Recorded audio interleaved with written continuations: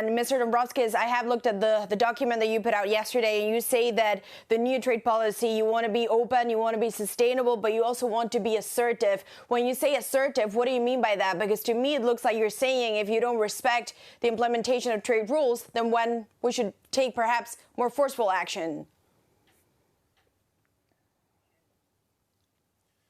Good morning. Indeed, you already summarized key words of our trade policy review: open, sustainable, and assertive. And with open, it means that Europe remains open for free and fair trade, and Europe remains committed to multilateralism. With sustainable, we want to make sure that trade policy contributes to the goals of European Green Deal and also work towards combating climate change. And with assertive, we mean that we will act multilaterally whenever we can, but we are ready to act unilaterally if we must. So we will becoming more assertive in defending our interests and rights of European companies. So we'll be more systemic with trade, defense, and enforcement, and we are also developing our autonomous toolkit to react in situations where third countries act outside of the framework of international rules. And when you say here, and this really caught my eye, you say we're going to make sure that our interests are protected and we're going to defend our companies in the global stage. We could look into new tools to make sure that relationships are balanced. What type of tools are you looking at?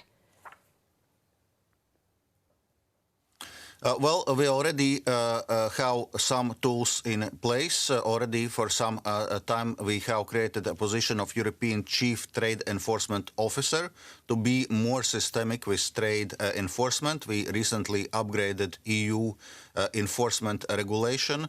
We are currently, for example, preparing what we call anti-coercion tool to allow us to react in situations where third countries are, so to say, manifestly outside of the international rules.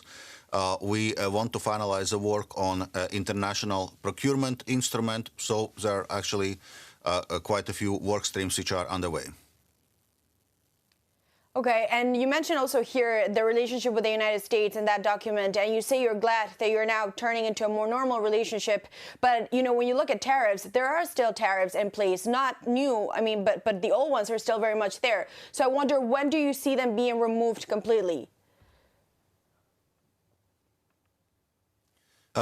Indeed, we are very much looking forward to engage closely with the United States, also in the area of trade, also as concerns WTO reform, and in a sense we can do it in parallel. We certainly have some trade irritants which are there from Trump era, and we need to address them, and we already came forward with some proposals for Biden administration, and in parallel we want to strengthen our cooperation in multilateral framework. Well, the negotiations with US can start in earnest once the new US trade representative will be in place. Right, but just to make it clear, you are confident that the US will remove the old tariffs on European products?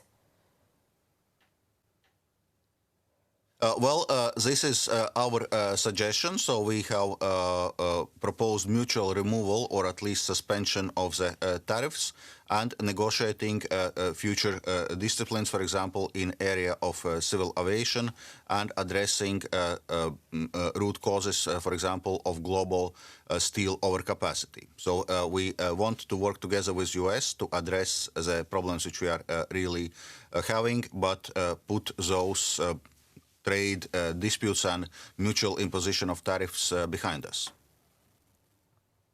And Executive Vice President, just a final question. The other country here that's key is China. You say that needs to be recalibrated too. How much do you trust the Chinese? I mean, given that they have a history of being very aggressive on the international picture.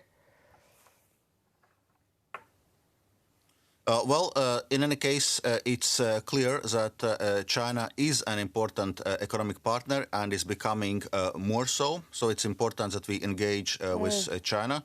As you know, in our own documents, we acknowledge very complex relationships with China, which is a cooperation partner in some areas, economic competitor in other areas.